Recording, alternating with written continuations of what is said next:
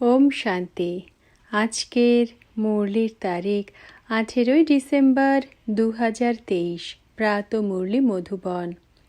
মিষ্টি বাচ্চারা, আত্মা পরমাত্মার মিলনই হল সত্যিকারের সঙ্গম অথবা কুম্ভ।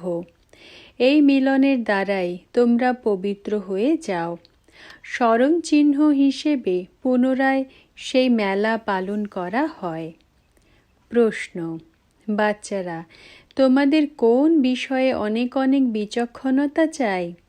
উত্তর: জ্ঞানের যে সংবেদনশীল কথাগুলি রয়েছে সেগুলিকে বোঝার জন্য বিচক্ষণতা চাই।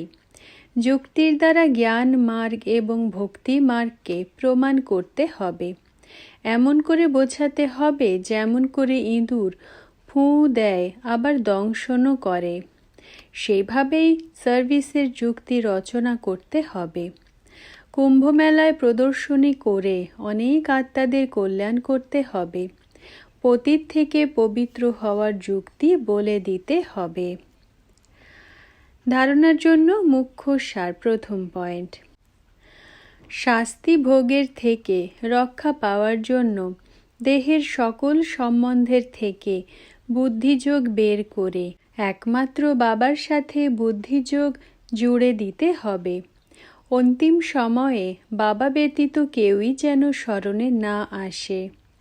দ্বিতীয় পয়েন্ট: নিরহংকারী হয়ে সাইলেন্সে থেকে কাঁটা থেকে ফুলে পরিণত করার পরিশ্রম করতে হবে।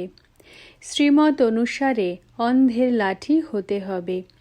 পবিত্র হয়ে পবিত্র বানাতে হবে। বরদান: সমস্ত সংকল্পের দ্বারা জমার খাতা বৃদ্ধিকারী হলি হংস ভব। ব্যাখ্যা: যেমনভাবে হংস কাঁকড় আর রত্নকে আলাদা করে, তেমনি তোমরাও হলে হলি হংস, অর্থাৎ সমর্থ এবং ব্যর্থের পরোপকারী।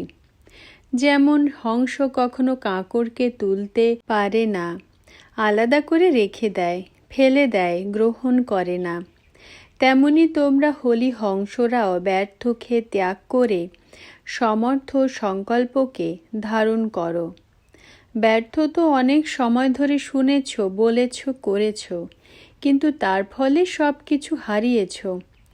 এখন হারিয়ে ফেলা নয়, তোমরা হলে জমার খাতা বৃদ্ধি প্রাপ্তকারী।